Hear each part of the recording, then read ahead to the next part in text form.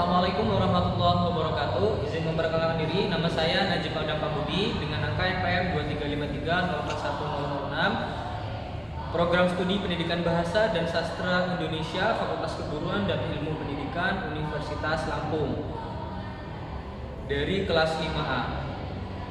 Saya di sini akan menyampaikan tentang keterampilan menjelaskan pada mata kuliah pembelajaran mikro, bahasa dan sastra Indonesia.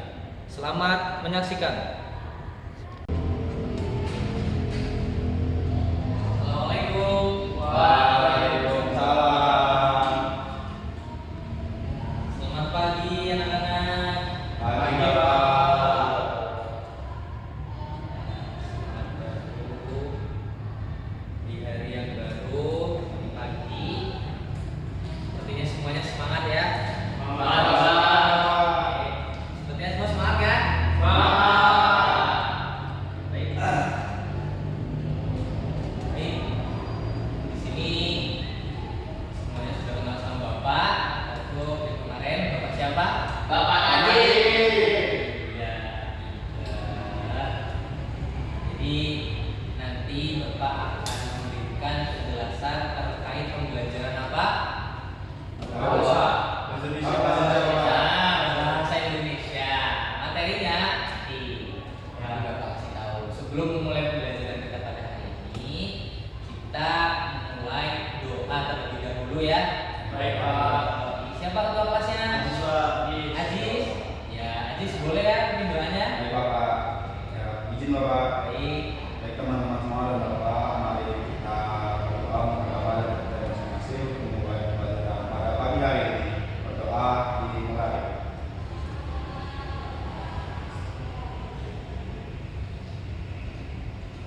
Berdoa selesai.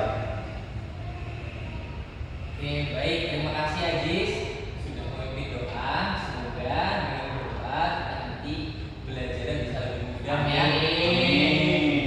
Baik. Bapak presensi dulu kehadiran murid-murid hari ini.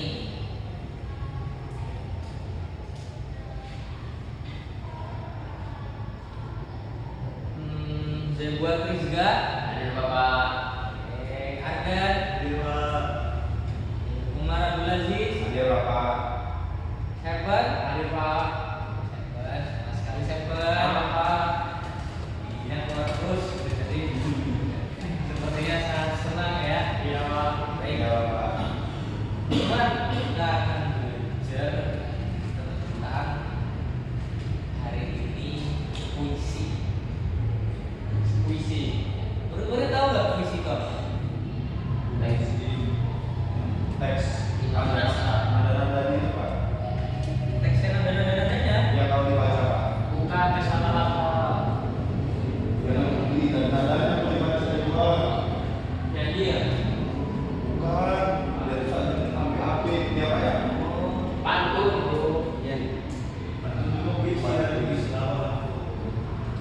Oh. Iya sih. Semuanya bisa mengutarakan pendapatnya dan semuanya tidak ada yang salah. Karena kita di sini sama-sama belajar. Baik, di sini Bapak akan mencoba memberikan informasi atau pelajaran terkait puisi. Jadi murid-murid bisa simak ya. Baik, untuk pelajaran hari ini. Bapak. Perhatikan loh. Ya. Mengenal puisi. Seperti yang murid-murid tadi sampaikan terkait puisi. Puisi itu indah, puisi itu yang ada nada-nadanya. Terus tadi puisi itu bersajak. Tidak ada yang salah teman-teman. Tidak ada yang salah ya murid-murid. Tapi semuanya itu adalah bagian proses belajar untuk memahami terkait puisi lebih dalam. Kita lanjut ke slide selanjutnya. Nah, pengertian di sini. Ada yang ingin membacakan? Ya Pak. Oke, saya silakan. Ayo dibaca. Baik Pak, pengertian puisi. Puisi adalah salah satu bentuk karya sastra yang menggunakan bahasa yang padat, indah, dan seringkali mengandung makna yang dalam atau simbolis. Oke, baik. Bacaannya sudah sangat baik, sudah lancar tentunya. Nah, pasti juga bisa memahami ya. Di sini puisi adalah salah satu bentuk indah dan seringkali mengandung makna yang dalam atau simbolis. Nah, jadi kira-kira sudah tergambar belum di kepalanya murid-murid tentang puisi itu apa? Sudah Bapak. Coba, Jegua ngomong sudah. Coba berikan contohnya. Puisi kan tadi yang sudah disampaikan oleh Bapak salah satu dari saya bahasa yang ada dan Pak. Jadi juga pernah dengar Pak ada puisi dari Hairil Anwar Pak. Oh, Jegua tahu Hairil Anwar. Izin bertanya Pak, Ya boleh silakan. bahasa yang padat itu seperti apa ya Pak? Oke, baik. Terima kasih Anda sudah memberikan pertanyaan. Jadi, karya sastra yang menggunakan bahasa yang padat ini dimaknai dari yang ditulis itu memiliki pengertian lebih dalam. Seperti itu. Jadi, bukan hanya sekedar kata yang tidak memiliki arti, namun lebih sekedar kata yang memiliki makna yang lebih dalam. Jadi, dia padat seperti itu. Contohnya bagaimana Pak? Contohnya, misal itu ada sebuah kata kita mau melakukan sesuatu tindakan, tapi kita lebih spesifik pada tindakannya atau pada pekerjaannya. Nah, dari pekerjaan yang kita gambarkan itu kan menggambarkan prosesnya. Ya. Nah, itu bagian dari kata Ada yang ada, karena di dalamnya ada sebuah hal, ada proses, ada pekerjaan yang ada di dalamnya, seperti itu. Contoh katanya Pak. Contoh katanya itu kita melakukan pekerjaan kantoran. Pekerjaan kantoran, orang kantor kita memiliki makna yang lebih dalam seperti itu. Oke, ada lagi yang mau ditanyakan? Ya Bapak. Oke, boleh. Untuk Silakan. indah itu Pak gimana Pak contohnya Pak? Untuk indah, Ya. ya. teman kita udah. Rasul Pak, Rasul Pak. Ayo, siapa itu indah? Ayo dari gua. Oke, baik. Kembali ke topik ya. Ya Pak. Jadi di sini Seven bertanya tentang indah. Indah itu memiliki arti yang memiliki berbeda-beda pandangan, Pak. Ya, berbeda pandangan. Murid-murid. Mohon maaf. Pak Ya. Ya Pak. Jadi kalau kita melihat sesuatu yang indah, tentu saja apa yang kita lihat, kemudian mata kita senang melihatnya, maka itu adalah sebuah hal yang indah. Kembali lagi ketika kita mau menilai sesuatu, kemudian merasa kalau itu tidak indah, tapi di orang lain indah, karena indah ini sifatnya tidak selalu pasti gitu. Orang ini mengatakan indah, Seven mengatakan indah, Ajis belum tentu mengatakan indah. Jadi untuk kita mengatakan indah itu bergantung pada kita melihat dan menilai sesuatu hal tersebut. Seperti itu Seven. Baik Pak. Contoh kata indah bagaimana Pak? Contoh kata indah itu seperti cantik sekali, indah, cantik sekali, kemudian harum sekali. Jadi kembali bagaimana diri masing-masing itu memberikan arti seperti itu pada kata tersebut. Sampai sini paham ya? Paham. Oke, kita lanjut. Nah, di sini ada ciri-ciri puisi dari yang sudah murid-murid sebutkan tadi tentang puisi memiliki ciri-cirinya. Bapak bacakan ya. Ya Pak. Ciri-ciri puisi yang pertama itu ada bentuk yang terstruktur, kemudian ada penggunaan kata yang padat dan bermakna, ketiga ada mengandung imajinasi dan perasaan, keempat kemudian penggunaan majas atau gaya bahasa, dan yang kelima ada irama dan rima. Coba di sini pertanyaannya, siapa yang bisa menjelaskan dari bentuk terstruktur? Ayo yang mau menjelaskan angkat tangan. Saya mau bertanya Pak, karena tidak paham Pak bentuk yang terstruktur itu bagaimana Pak? Karena saya pernah melihat satu puisi, dia bentuknya hanya singkat Pak. Itu strukturnya bagaimana Pak kalau puisinya singkat? Iya cuma satu kata ya. Ya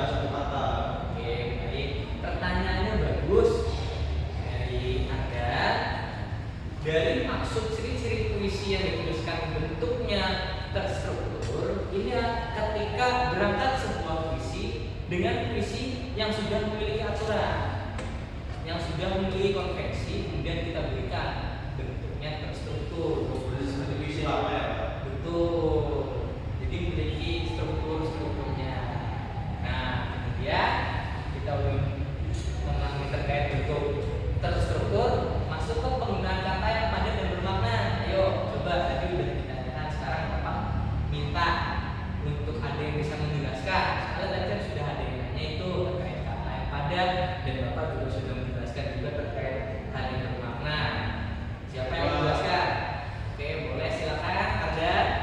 Ini Pak, penggunaan kata yang padat dan bermakna. Kata yang padat itu maksudnya katanya sedikit, tapi dia maknanya itu banyak Pak. Contohnya seperti ini, ada puisi dari Sutarji Kalsumahari Pak. Itu judulnya itu luka, isinya haha. Begitu saja Pak puisinya Pak. Dia padat Pak, haha doang, tapi dia padat. Artinya kalau orang yang sedang terluka kadang-kadang dia tidak bisa berbicara, tapi dia hanya bisa tertawa dan lain sebagainya. Jadi haha saja mengandung makna yang dalam, itu yang dimaksud dengan padat dan juga bermakna. Seperti itu Pak. Oke, baik. Terima kasih Anda. Tepuk tangan untuk Anda. Murid-murid bisa memahami ya terkait apa yang disampaikan oleh Anda dan Bapak untuk penggunaan kata yang padat dan bermakna. Paham? Ya, baik. Kemudian kita lanjut mengandung imajinasi dan perasaan. Coba di sini Bapak minta sebuah jelaskan mengandung imajinasi dan perasaan itu seperti apa? Baik Bapak, dalam menulis puisi kan kita itu pasti adanya imajinasi. Kita menggambarkan, misal kita mau rekreasi, itu kan kita menggambarkan. Dari penggambaran imajinasi tersebut dibuat dari kata-kata gitu kan. Nah, untuk perasaan itu bagaimana sih yang ditulis oleh penulis itu, apa perasaan dari penulis tersebut, dan itu bergantung pada yang membaca karya tersebut, perasaannya bagaimana dalam membaca. Iya, Zebua pinter mengutarakan pendapatnya. Tepuk tangan teman-teman. Terima kasih Zebua. Terima kasih Anda juga tadi sudah menjelaskan teman-teman atau murid-murid di sini memahami ya. Paham Bapak? Kemudian ada penggunaan majas atau gaya bahasa. Di sini Bapak yang menjelaskan penggunaan majas atau gaya bahasa dalam puisi itu memiliki gayanya sendiri-sendiri, tergantung bagaimana penulisnya atau pembuatnya mau membawakan puisi itu seperti apa. Itu dari gaya bahasa. Pun demikian majas, kata-kata yang ingin diselipkan di dalam puisi tersebut, seperti apa kata-katanya, seperti apa kalimatnya.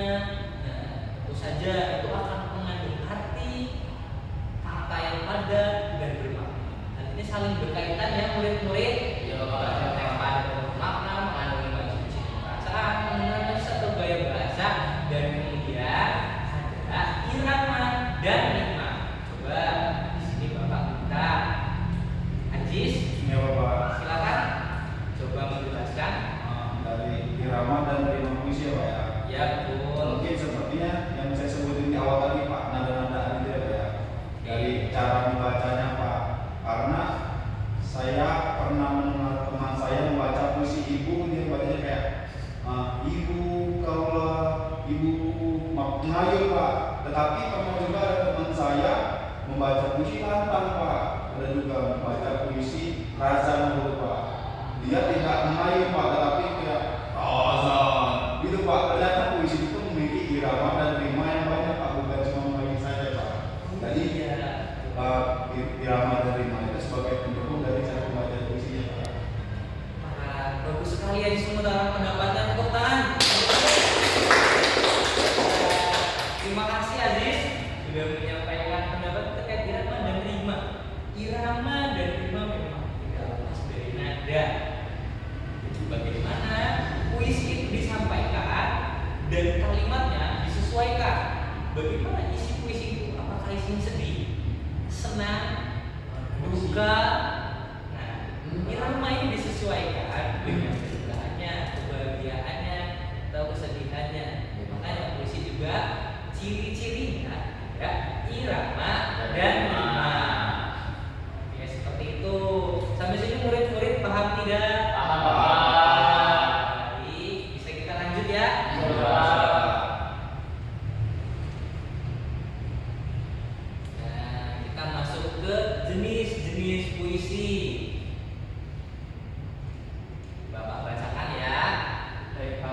puisi lama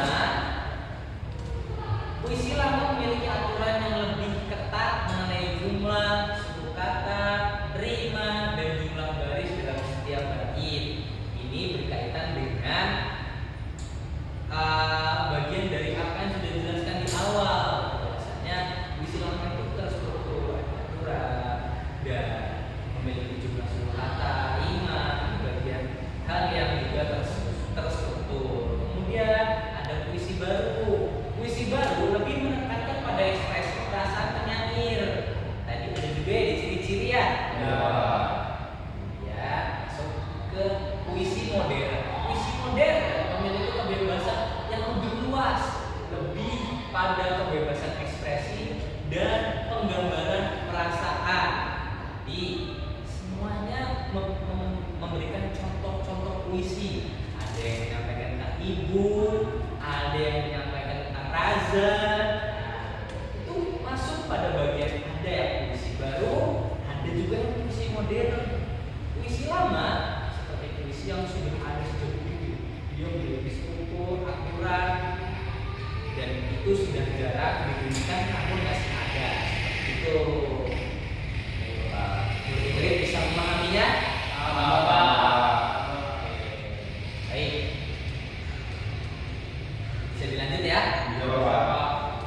Jadi ini jenis-jenisnya ada puisi lama, puisi baru, puisi modern. Jangan lupa ya murid-murid dicatat dari apa yang Bapak jelaskan. Siapa tahu nanti ada ujian ini keluar. Jadi murid-murid bisa baca. Baik Pak.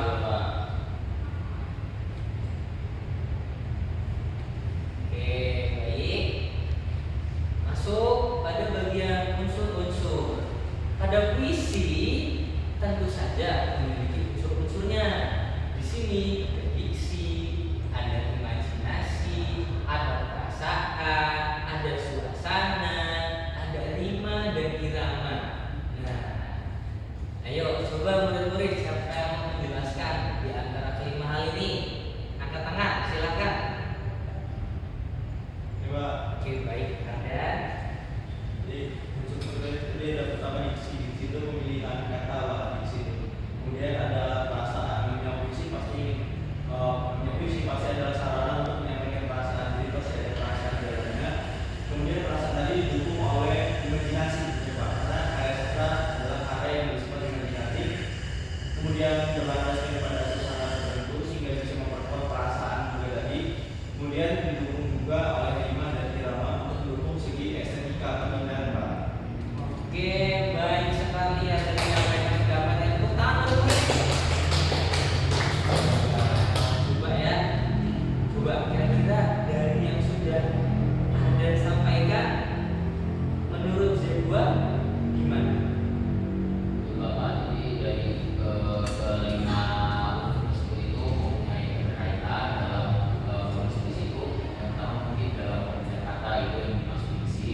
Dan disampaikan oleh Anda juga kan bahwa puisi itu imajinasi. Jadi bagaimana penulis itu mau mengekspresikan dan lain-lain gitu Pak. Jadi dalam penulis juga itu menuangkan perasaannya Pak, melewati kata-katanya. Terus dalam puisi tersebut ada suasana, misal puisi itu ada gimana dan sebagainya. Jadi yang terakhir gimana irama pasti punya nada-nadanya bagaimana nanti waktu puisi itu sudah ditulis nanti ada yang mau bacain itu bergantung pada irama.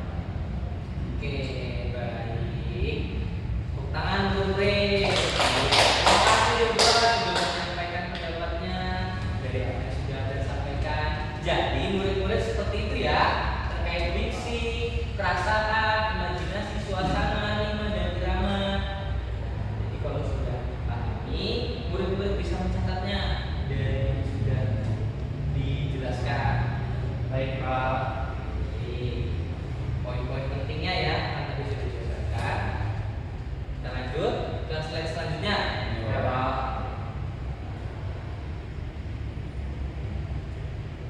Oke, baik. Di sini Bapak akan mengenalkan tentang puisi, jenis puisi. Ada puisi diafan. Puisi diafan adalah jenis puisi yang memiliki makna atau pesan yang jelas pembaca. Oke, kita lanjut dulu. Kemudian puisi prismatis.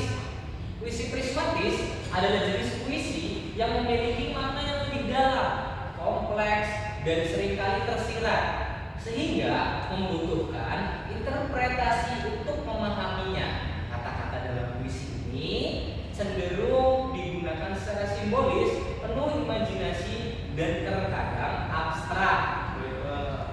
Kita lanjut dulu. Kemudian ada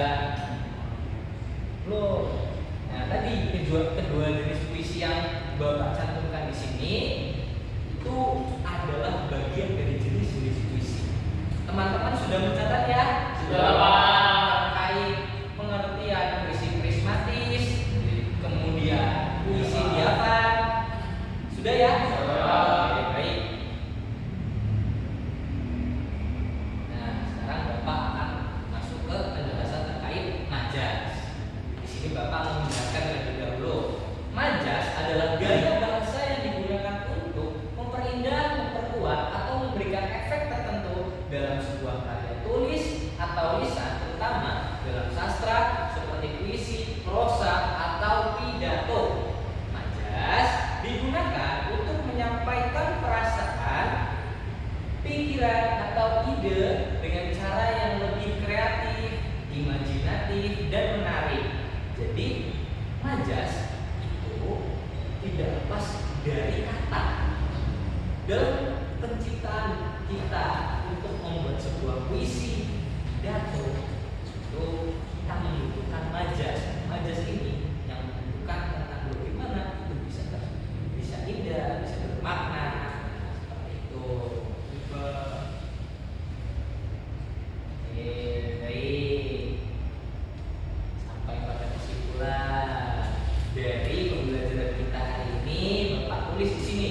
Puisi adalah satu sastra yang indah dan penuh makna yang menggunakan majas untuk memperkuat pesan, ciptaan imajinasi, emosi, dan keunikan.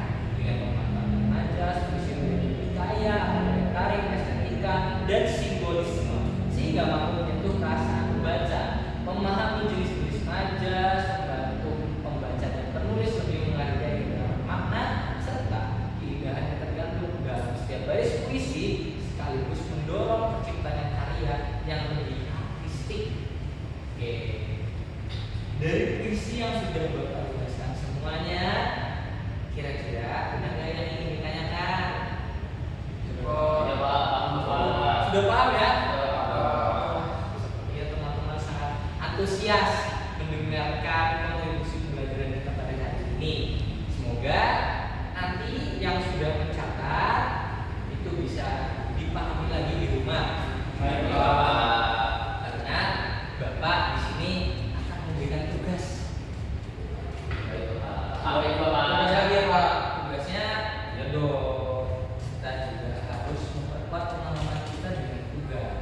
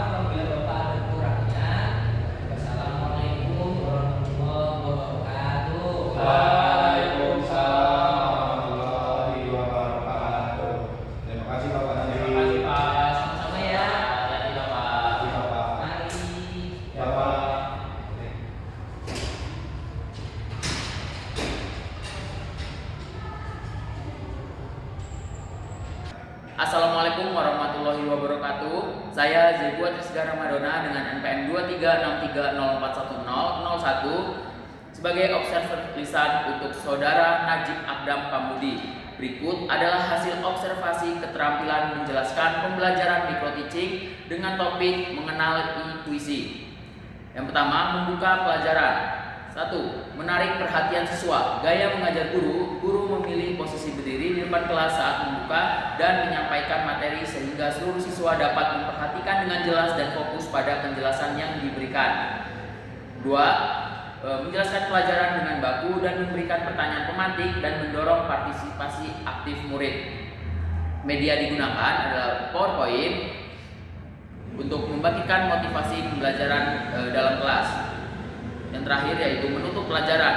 Meninjau kembali, guru dan siswa merangkum pengertian puisi, jenis-jenis puisi dan contoh puisi. Refleksi akhir, penutup, guru memberikan motivasi, memberikan tugas dan doa bersama, salam penutup dan mengakhiri pelajaran. Saya akhiri, wassalamualaikum warahmatullahi wabarakatuh. Langsung ke satunya.